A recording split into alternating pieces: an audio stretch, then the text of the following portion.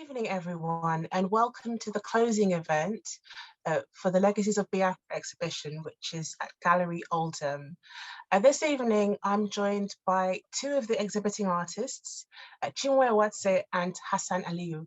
My name is Louisa Uchum Egbunike, and I'm the curator of this exhibition. I'm going to ask both artists just to say a little bit about their practice, about their works to start with, and then we'll get into a conversation. So, Chinwe, would you like to go first? All righty. I am Chinwe Uwatse, and I'm 62 years old. I was a kid during the Civil War, and it actually had left a real nasty impression, nasty memories in me that some of them are very deep. But my practice, as it is, I find that I am moved by my emotions, my emotional state when I'm working. And I find that unless I'm very happy and in a good place, I have a tendency of producing rather dark paintings, almost colorless indeed. And I actually prefer working with colors because it gives me the speed and the focus to actually concentrate on any piece of art I'm working on. Yeah, this is a bit this is a bit jerky because I usually prefer my works to speak for themselves. I'm not very good at talking about my works and my practice. That's it. I completely understand that. And yeah, so I mean, obviously, hopefully people will have had the chance to see the works, either in person at the exhibition or possibly through one of our online events. And hopefully people will draw their own conclusions, but we would like to hear some more from you over the course of the next however long, just to get a bit more of a sense of the inspiration and as you said, you're a child of the war, so how that manifests in your work. And then Hassan, do you mind just saying a few words about yourself? Good evening, everyone. My name is Hassan Aliyu. I'm the current president of the Nigeria Art Society UK and founding president. And my work deals with the historical experience of Africa, particularly of Nigeria specifically, as a result of colonialism. Sometimes my work goes even beyond to the era of enslavement, the European trade in African captives. I trained at Ahmadu Bello University in Zaria, graduating as a best final year student in fine art in 1986. I was born in the UK in 1964, and shortly after, my family sent me, my twin sister and I to live in Nigeria with our grandparents, soon after which the Civil War broke out. And we were actually in an area of Nigeria in the Midwest which was occupied for a very short period of time by the Biafran forces. So a lot of my direct experience about the war, and in fact, very vivid memories of that too, is founded on that period, comes from that period. My work in this exhibition is entitled Oh My Africa, and it laments the current situation, which I believe is a legacy of Biafra. Thank you. Thank you both. And I think actually one place I want to start is just those childhood memories. I mean, both of you referenced being children who experienced the war in different ways, obviously based on where you were located and also how old you were. So to what extent did you draw on those childhood experiences, and how did they manifest in the works that you've produced on the war? Well, drawing on the childhood experiences, it was a very scary time. It was a confusing time. And we found out that there was this particular sense of dislocation. And you found out that you lost yourself completely. I was born in Port Harcourt, and we were living in Port Harcourt when the war started. Then, having not experienced living in a bucolic setting, so to speak, like the way villages were and so on and so forth, we had to leave Port Harcourt suddenly, leaving everything and everyone we knew behind, and had to move to a village. I think, if I remember right, the first village we went to was in Bieri, in the current Imo State. After a few months, we had to move again to another village in, I don't know which state it is in now, but that was where we stayed till the war ended, a place called Uwatse. I don't know whether it's in Imo or Abia State, but the experience there was horrifying. The way I'll put it, the people were the indigenes of that area were really nasty. They treated us as less than human. We were threatened with death every so often. Even as children, trying to, as a child would behave, try to live a sort of fantasy life in the midst of all the guns and the shooting and the bombs and so on and so forth. We couldn't experience the environment properly because we were not allowed to do the things children would do. We always had to go out in groups of at least 6 with 1 or 2 adults with us. I even remember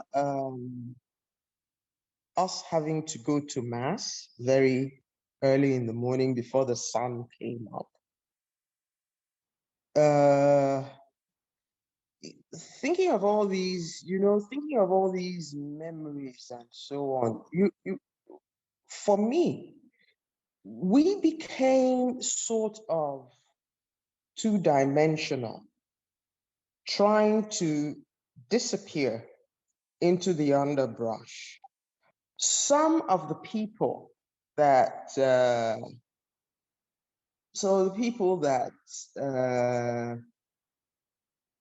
we were with at that time have consciously and subconsciously wiped off memories of those times.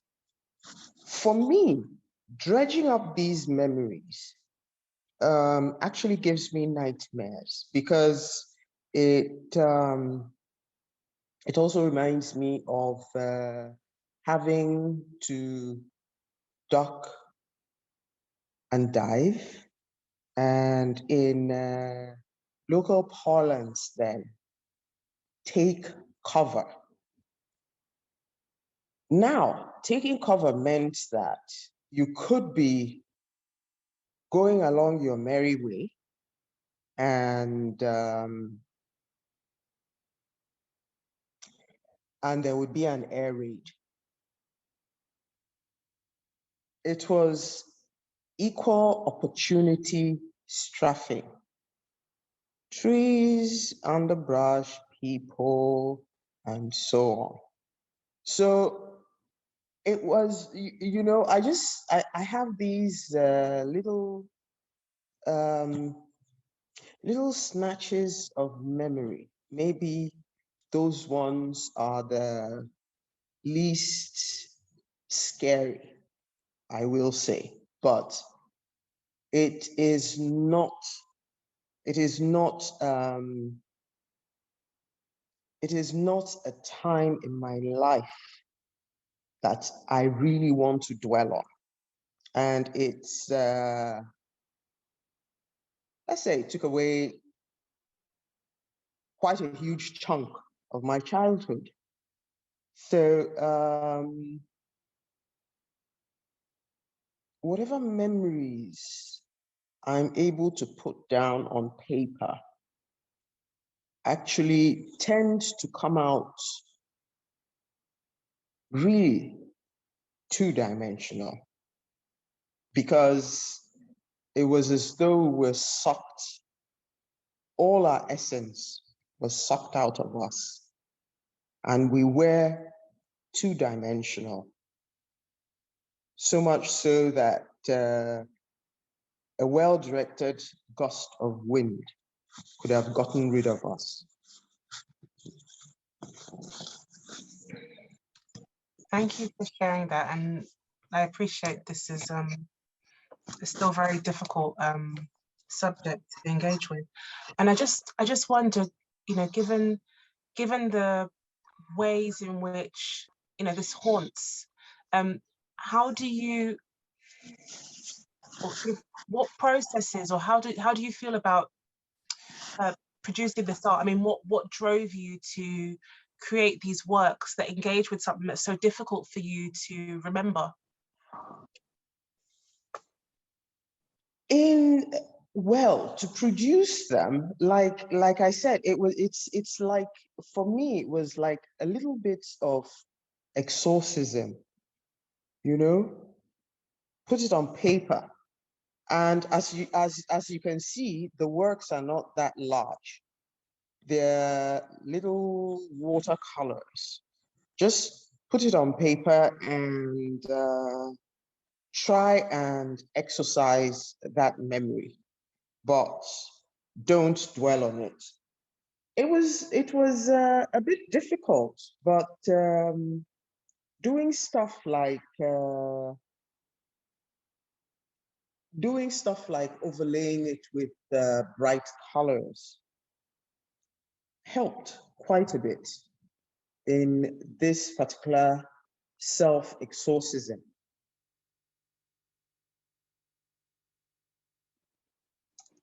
Thank you. And it is quite poignant that the work that we have on show at Gallery Oldham is Promises of Tomorrow. So there's a hopefulness. I mean, in the midst of that darkness that you speak of, there's still a sense of optimism and hopefulness. Hoping that such a thing will never happen again. And depending on how you look at that particular work, it could be a sunrise. At the same time, it could be a sunset. And the strip of the horizon is dark. I made it dark purposely so, because that strip of darkness is running through the brilliance, either through earth or heaven, sunset or sunrise. That was what we lived through. And expressing that, you know, was it was hard. It was hard. I produced the work and put it away. I exhibited it once in Lagos, but after that I put it away. So, no, go on. No, I was going to say, so I mean, it's sort of, in some sense, it's something that you've exercised, but kind of also somewhat buried, I suppose, until you know, the Legacies of Biafra exhibition came about. And yeah, I was also going to say that it's interesting that sunrise, sunset, you know, the inability to tell if it's a sunrise or a sunset. And I think, as someone who works with literature, that's also something that writers have played with. Of course, the sunrise is signaling to the flag, you know, the rising sun. I'm also thinking of the writings of someone like Chinwe and Hassan, the Sunset in Biafra, and that play, you know, and it could be hopeful, it could be something a bit darker. It's somewhere in between. I think it's something that seems to be commonly shared amongst those who've experienced war and there is a hopefulness, but there's also this Despair. tragedy that Trying to push utter and complete despair out of your psyche, which is even more difficult, to do. It's quite difficult for a person to do. Yeah.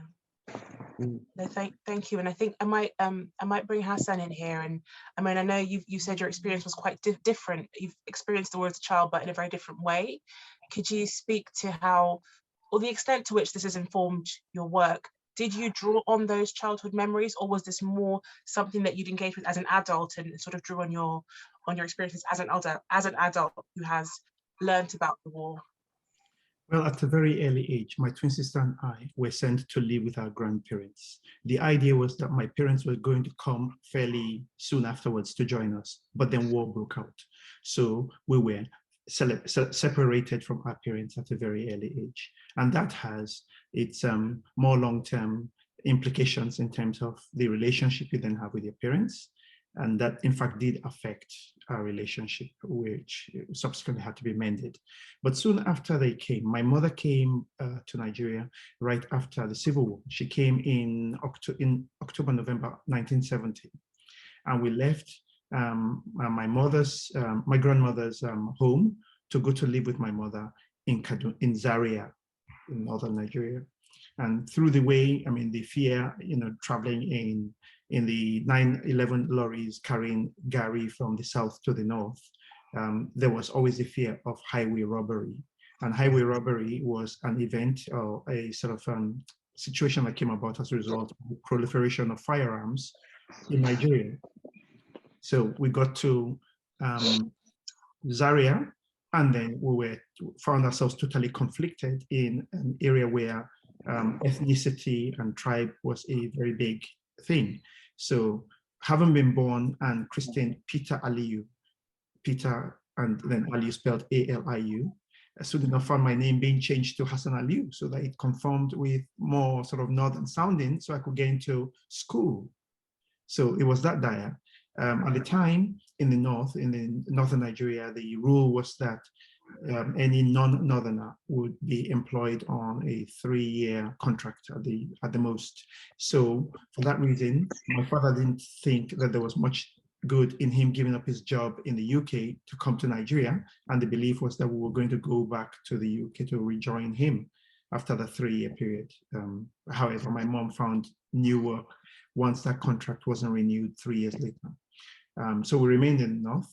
So then there was also the dilemma of being Muslim on Monday to Friday and Christian on Saturday and Sunday. So going to Islamic school every day after school, as well as Sunday school on Sunday. So I learned the Bible and the Quran at the same time. So I had a fairly broad sort of upbringing in that respect. But the reason and key primarily that it was necessary was because we had to pander to those polarities that existed in Nigeria at the time in order to sort of guarantee that we were not disadvantaged in any way. So then went to secondary school, claiming to come from a different part of Nigeria, because to let them know that I came from the Midwest of Nigeria would mean that I would not fulfill the quota system, which still haunts us to this day. And so the best representation, the best people don't get to represent the country because there's this overarching sort of system that it has to be ethnically balanced, which might or might not be a good thing, but in many cases, for the top tier, it's not often balanced anyway. So that's my childhood, that's my upbringing. So I was very conscious of the ethnic or tribal, sort of dichotomies, if you like. That was a very present factor in my life. So when I became an artist, when I graduated from ABU, a lot of the work I did sort of responded to tribe. Then I came to the UK to have an exhibition with Emmanuel Jegede, and then the question of race came into my practice. And once race came in, tribe sort of took a backseat, because then now my scope of reference was no longer just Nigeria and Yoruba, Hausa, or Igbo, but Black people as against white Western people. The consciousness also that this race dilemma is what brought about colonialism, which brought about civil wars and various political unrests and proxy wars in Africa. That was very, very aware and very clear to me. So this notion, this concept of an Africa in flames is an image that I have sort of worked with for a very long time. Those flames oftentimes being self-started, and other times started from the outside. But the flames paint a very dystopic picture because the events that brought about the current flames, or the flames that led to the Civil War, are still very much ongoing today. So in respect to my childhood experience, the fact that, of course, I went to, the Nigerian government did try to sort of bring about a sense of national identity. And so secondary school, I went to FGC Jos, which is a school where I went claiming to come from somewhere else. And that's, of course, where I met Chinwe's brother, Peter, and subsequently I met Edward in London, and both very good friends of mine. So in that respect, that program was very good for sort of incubating a sense of national identity.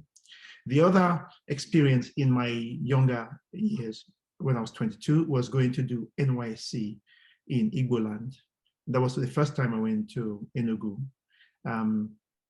Through my years of growing up in Kaduna, the propaganda from the time of the war that had been sort of well out in the airwaves and in other sort of euphemistic references to the Igbos was so negative and so biased to a large extent. And I think my experience of working in Enugu, living and working in Enugu, dispelled all those notions and truly made me see what the people were, and made me to understand that what I had sort of been inculcated with as a result of through the years of growing up was in fact not founded at all on anything, such as the fear that, oh, you've been sent to NYC in Enugu, oh, you're going to get eaten up, or you better make sure as soon as you get there, you go to a police station and you make sure that you don't leave anything behind because they would steal everything that's not bolted to the floor and stuff like that. So there were so many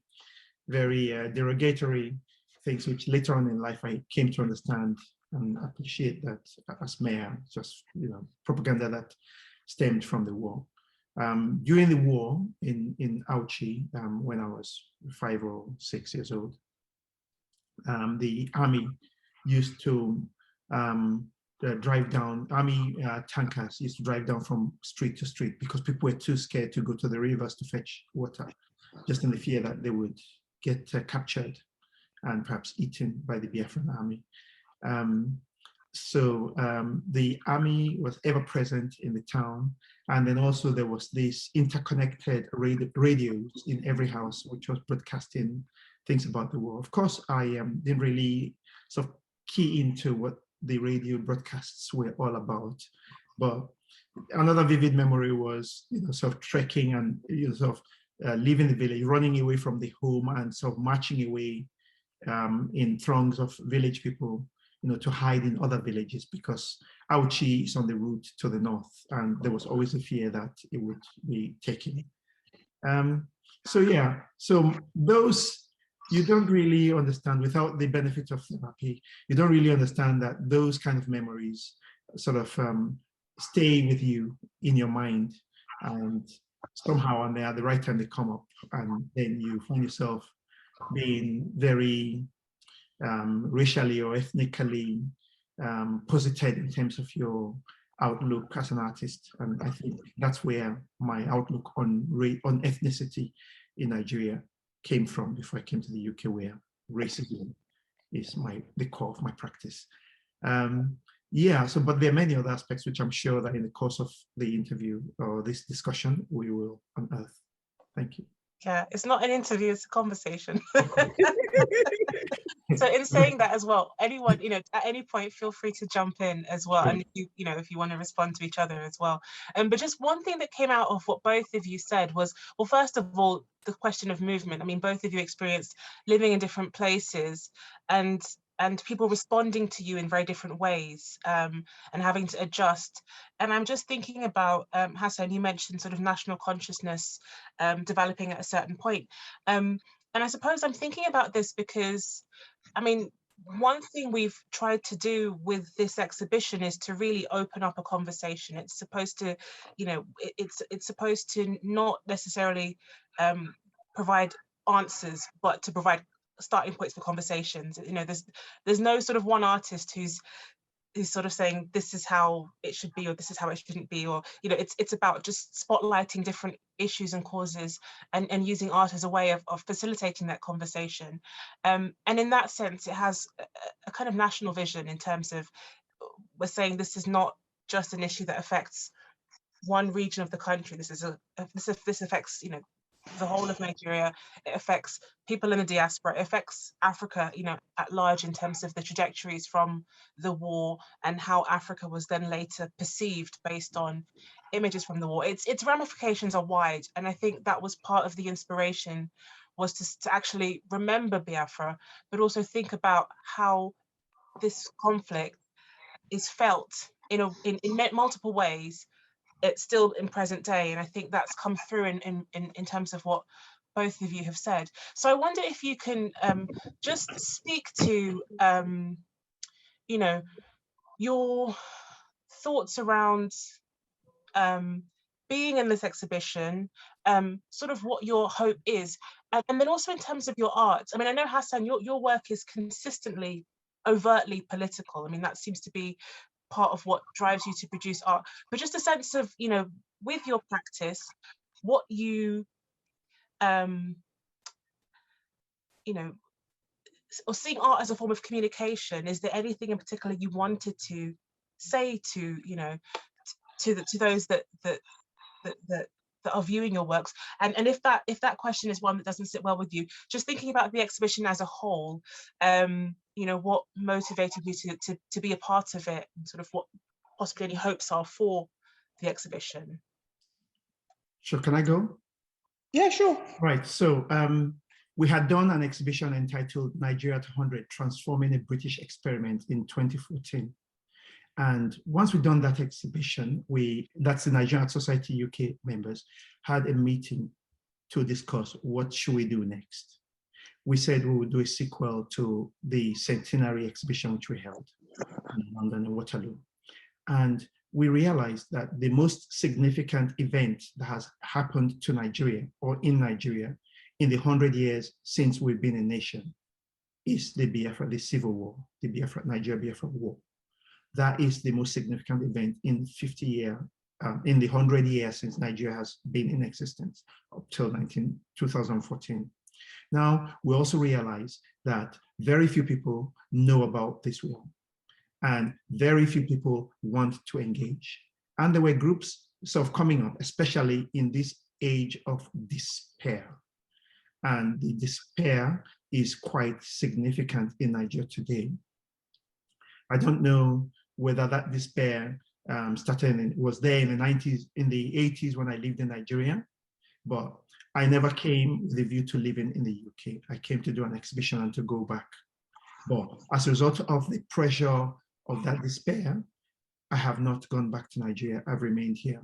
And I feel that people need to talk about these things. And that's the reason why we said, okay, we're going to do an exhibition on a subject which up till that point in time was taboo and frowned upon, but we could look at the subject as a national problem, not just a sectional problem alone. And that's the key reason why we did it. But then the work I'm doing in the exhibition, and most other people have their interpretations as to what the problems of Nigeria are.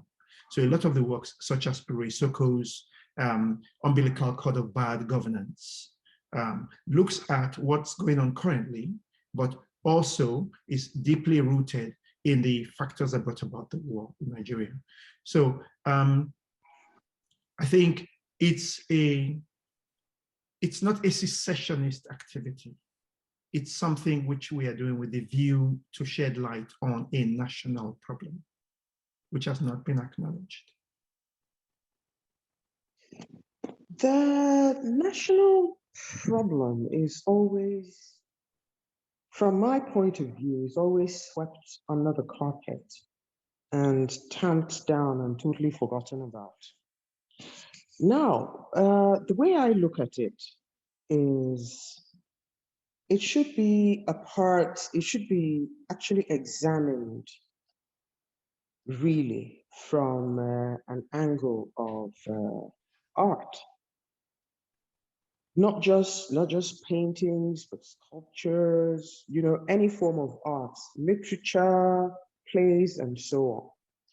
But we have this knack, maybe because really nobody is paying attention to history in our schools anymore. If people were taught the history and their origins and the cosmology of the people before them, they would be able to understand what is going on. We've been cast adrift. We do not have an anchor because quite a number of younger people around here haven't the foggiest idea about actually what it means to be Nigerian, quote unquote. Hassan, you mentioned the 80s. I remember as a young graduate in 1982,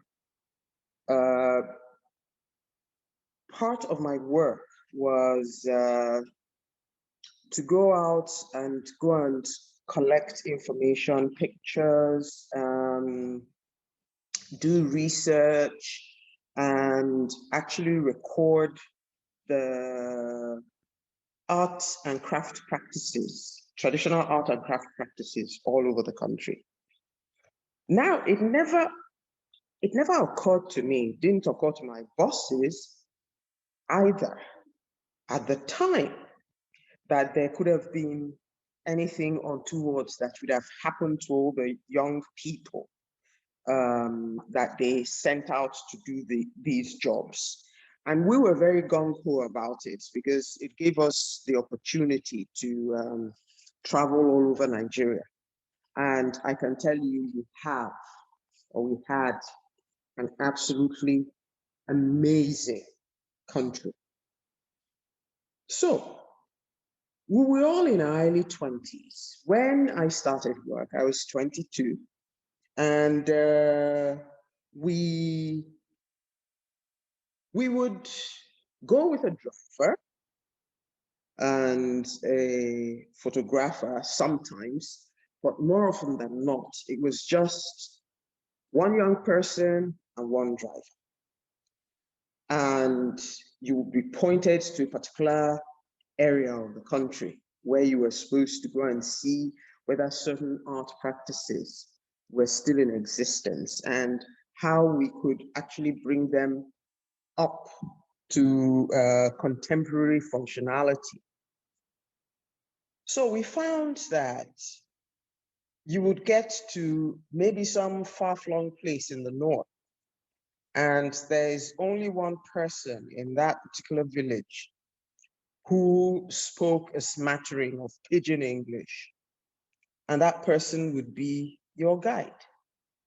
And then at that time, if there was a village head or a king or some form of royalty, you had to go to their palace to go and greet them and tell them why you were there. And they were all very helpful. I did this work until the early 90s. Then I took early retirement from civil service. But it was a totally different place because we understood each other. People were kinder. People saw value in the preservation of the things that we made and produced traditionally. I can't actually say when the disconnect started, but by the mid-90s, all that was gone. So I can say, and Hassan, I'm sure you'll agree with me, I can say that we totally enjoyed the last sane years of ethnic interaction, ethnic and creative interaction in Nigeria. And since the 90s, we have lost a lot because some of the people that I speak with nowadays and ask them about some of the art and craft practices in certain areas, some of them have never heard about it. And once such things disappear into the mists of time, they're gone. You know, so we haven't had that continuity. It's becoming quite exotic, quote unquote, to think about all the traditional forms of art that we have been able to draw our inspirations from.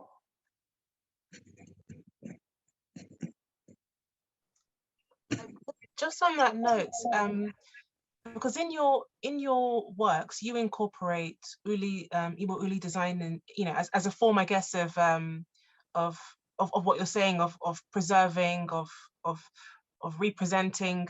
Could you maybe speak a little bit to that process, or that impulse to incorporate elements of traditional art into your contemporary practice?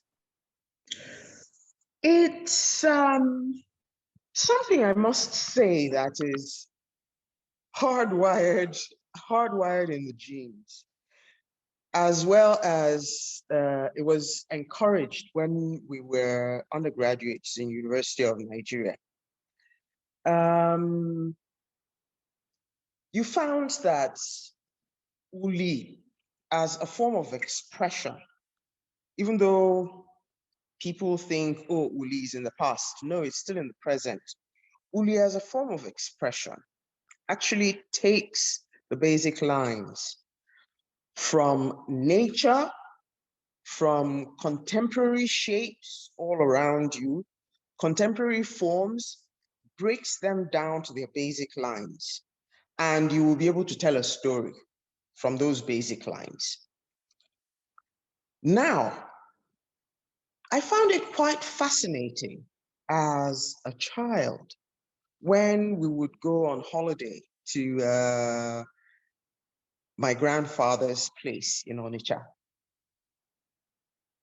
My late grandmom had an outdoor kitchen, which was made of mud, red mud. And it was quite fascinating to see how she cleaned the place up. It was always very clean, very cool, because every 8 days or so, she would polish the walls and the benches, because it had benches built onto the walls. She would polish the walls and the benches with a banana stump and what do you call it? A red clay slip, to just keep it clean and make it clean. Now, as children, we were really fascinated coming home and seeing her produce some very delicious meals in her kitchen with her huge iron pots with legs, her huge iron pots with tripods and so on. You know, that was part of, that was part of experiencing something different from what we were normally used to. So that memory stuck, seeing her swirl the slip, the clay slip, and polish these walls and benches. This actually made sort of like a background for some of the works, some of the traditional works that we would see outside. Now, some of these traditional works also involved masking attires and so on that were stitched with particular patterns. And then, of course, was the amazing, magical uli, because it wasn't just a work of art. It was supposed to be so magical as to have healing properties. So, when I'm saying that uli was believed to have healing properties, like for somebody who had Iba, malaria, and the person had finished doing sort of like a steam bath with herbs and stuff, the last process of healing was to draw particular designs with uli, with indigo, that is the uli, on the body, on particular parts of the body, to actually encourage the body to heal itself. That's the belief. And we know how strong the mind is. When that belief and faith come into being, of course, the person will start getting better and healthier. So for me, coming to University of Nigeria and seeing how uli, it wasn't how uli was actually mystified, not demystified. And we got a better understanding of it. It made sense that I would also use those lines to express myself. Now, being exposed to uli all around, seeing the basic lines, seeing the lines of power, and actually realizing that our traditional philosophy and our people's cosmology actually encourages the use of these motifs. It became very comfortable for me to become a part of the evolution of uli. Not just uli, we also have the CBD or Nsibiri, depending on where the motifs are coming from. So I became comfortable with these lines. And I find that that's the best way to express myself. Even if some of the motifs that I use, I repeat them. It doesn't really matter because those are the ones I'm the most comfortable with.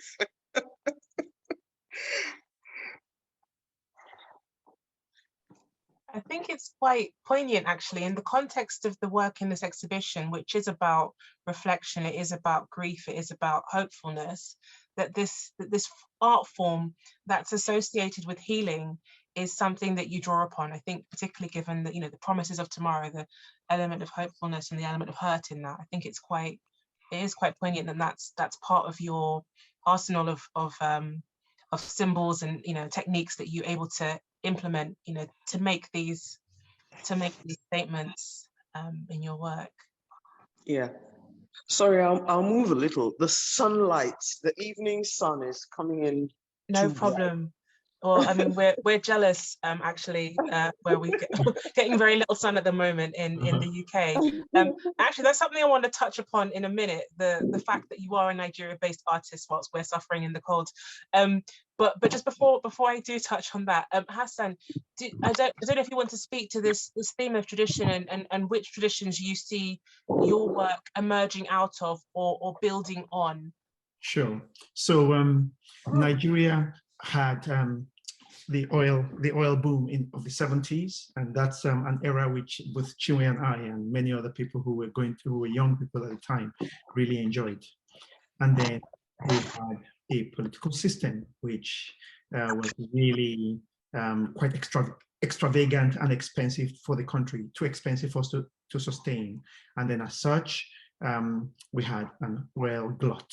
Well, there was the global oil glut, not brought about by Nigeria, but we suffered the most because we had sort of drained all our reserves through Doji awards and then through an exorbitantly expensive, corrupt political system. So nothing new in that, because political corruption of the early 60s, the early independence years, then followed by the corruption of the 1979 to 1983, and then the present corruption seems to be a pattern. And each time we have that pattern, the quality of life of Nigerians takes a nosedive. And then that sort of despair sets in, and little by little, that despair is incremented to the point that it is now. So I went to school in 1981, I went into ABU, and soon after which there were embargoes on the importation of art materials as a result of the structural adjustment program, was it? Or maybe even austerity measures by Shagari's government. Austerity measures. That's right. So, and then also came in the term essential commodities. So you could only import specific kinds of food like milk and rice and things that suddenly were considered as luxuries if you had an import license, which were handed out by Umoru Diko to his friends. And so, but the impact to the common man on the street, to me as a student at the time, was that art materials became embargoed, and as such, from being issued art materials in the store in university, we suddenly found ourselves trying to sort of augment what materials we could get or make by ourselves to make art. So artists, sort of turned into the techniques of wood burning techniques and some sort of making work, integrating other found objects. That became, so that was a boom in a sense, that it opened up new possibilities for creativity and in the arts. So I don't lament that at all. But for me, it made me look to, first of all, tempering my own paints. So when I worked in Nigeria, a lot of the paints were powder pigments, which I think were supplied by UNESCO to early years education. And we procured some of these, added ponal glue to it, and in Enugu we called it akametalo, which means handmade. But beyond that, I also made work with collage, with all kinds of found objects and materials I could get nearby and around me. So a lot of the work and the techniques, my practice has been as a result of that sense of need and requirement as a result of the political economic events of embargo and import duties and shortages, which we still know to this day. Fluctuations of the foreign currency and then the local cost to importing, and then the forced death of local manufacturing, such as we had Yagil, who made oil paints and suddenly he's no more. So the impacts to my work has been that my work has had to look other ways to continue to be made. So that's my, so in terms of my materials, so the practicality of my practice of my making art. Thematically, we know where that comes from.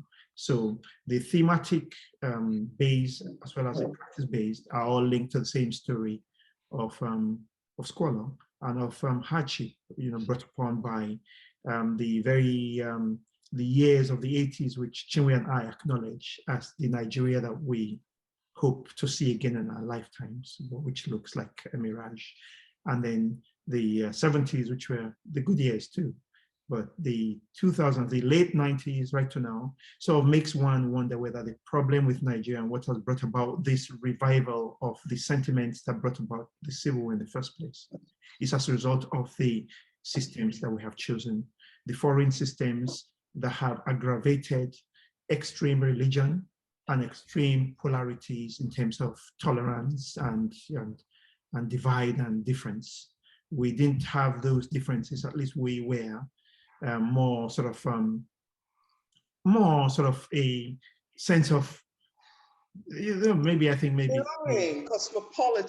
cosmopolitan, exactly. You could thrive in Kaduna and you could set up your business in Lagos and without being a son of the soil. The other day I had an argument with somebody on Facebook saying he sent out an alarmist message. Oh, a truckload of Fulani headsmen has just landed in Oyo, outside them in Akure, I think it was Akure, and the governor is doing nothing.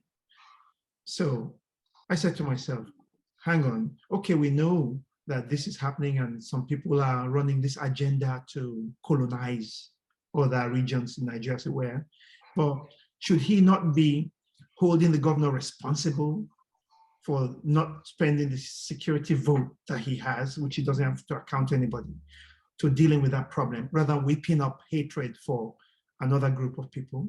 Because it's that hatred of the other, right, that led to the mass murder of Igbos living in other parts of Nigeria at the time.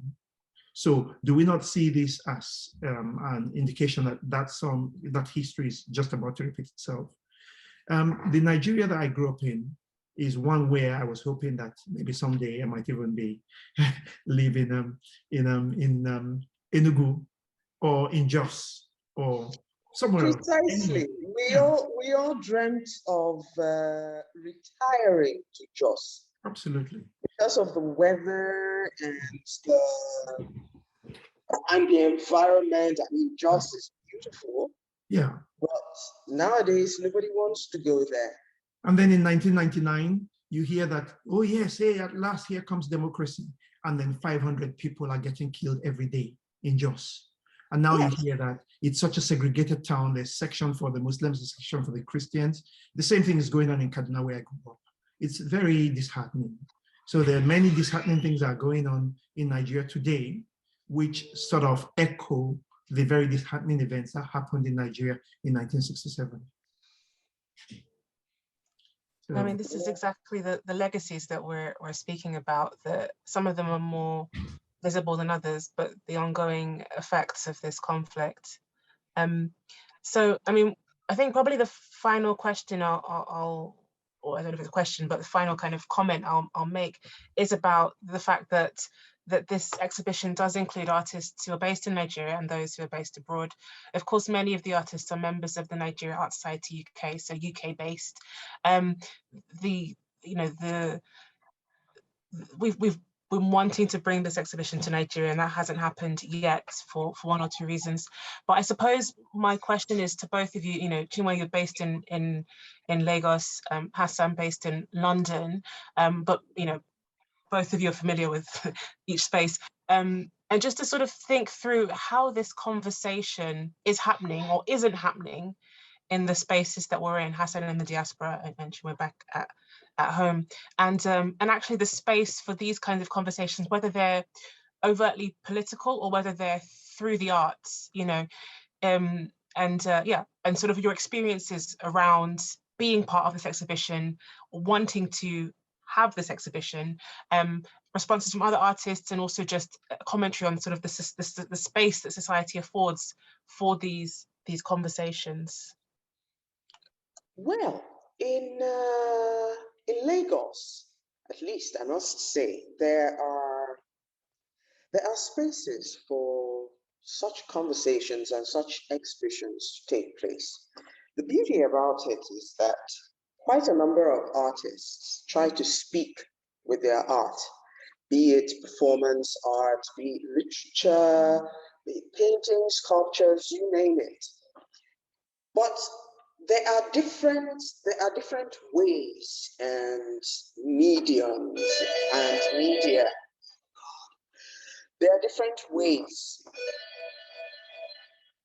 Hassan, please go on. Let me get this phone. Okay, so Louisa, we have to understand the various environments in Nigeria, and Nigeria is a different environment to the UK in terms of the art practice, right? But it was Toni Morrison, I think, who said that all good art is political. There is possibly the avoidance of the overtly political art subject matter for many artists in Nigeria, but many artists still make art which is political, such as the late, what's his name? Ben Osagai. His art was political.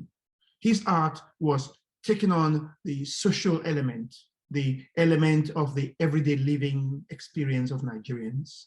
And that is a political statement, very, very significant political statement. There are many artists working on the political, even if it's not overtly so in Nigeria. However, the subject Biafra is such a silent topic that nobody wants to discuss, perhaps because of the attitudes in government or by other people, or in fact, maybe even the activities of other groups who have taken an extreme position to sort of colonize that conversation as specifically and only an Igbo conversation alone. There are many artists who I was speaking to right when we started this conversation about doing this exhibition back in 2013, who at the time were not sure that they wanted to participate because they felt the fear of persecution, right? But subsequently, over the years, they have realized that we are not sort of advocating for a breakup of the country, but having a balanced, even and open conversation on something that afflicts us mutually and generally. So the attitudes and in fact, even their interest in participating in the exhibition has changed. And I've had people asking me, oh, we'd like to show in the next tour. So there've been interests that have been expressed subsequently since 2013, when the landscape was dominated by the two major groups that were very extreme, sort of re-agitating for the separation of Biafra. That said, again, the commercial factor is another reason why perhaps the subjectivity of the art is a lot less overtly political than the art which we, the themes that we engage with here in London, for instance. So I think the private buyer of the artwork is the client, right? And then it depends on what the client's outlook is to the issues that the art engages. And so therefore they may just prefer a portrait of their grandmother or a bunch of a still life with flowers and a very nicely painted market scene. Who knows? That might be their preference. But I think it's down to who's the art patron, what are the avenues to show. We can show Legacies of Biafra in other venues and get funding to show it and make a huge impact from public money, the contributions from the things that are not available in Nigeria. So we can still have a show in the UK. Yeah, definitely. One can still have a show in Nigeria, but it needs to be expanded because Legacies of Biafra, people have a tendency of looking at it one-sided. Now, the way I would see it are the legacies of Biafra, positive, negative, or neutral? Or are they philosophical legacies? What are the cosmological views that we have garnered from Biafra? Is Biafra an idea or a place? That's an interesting point, though. The multiple ways of reading legacies, the cosmological, the philosophical. Yeah. Yes, sorry. Yes, because people don't actually realize that despite the fact that Biafra, to some of them, is a symbol of rebellion, Biafra to some others is an ideal. Biafra to me was a nightmare. So there are different ways of looking at it. But like Hassan said, we have refused to talk about it until we start having conversations, until we start dredging up the things that happened at that time, until we start recognizing the fact that it was, how shall I put it? For most people, it was a dislocation. It was a dislocation. It was a destruction, dismemberment. It is just taken as a hiatus in the journey of life. It wasn't a hiatus, it happened.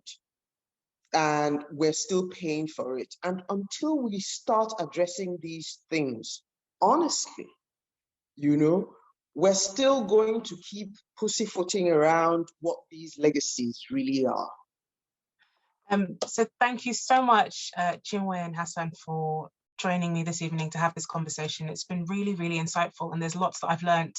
I didn't know about your practice and didn't know about your experiences and how it's informed your work. So thank you for being a part of this conversation. This is the closing event for the Legacies of Biafra exhibition at Gallery Oldham. We will be launching an online exhibition, a virtual exhibition, so more information will follow. I'm linking the social media handles for NASUK, the Nigeria Art Society UK, and for the Legacies of Biafra exhibition. So should anyone wish to keep updated on where the exhibition goes next, please follow us on these different platforms. Thank you for joining us, and we hope to see you again soon. Thank you.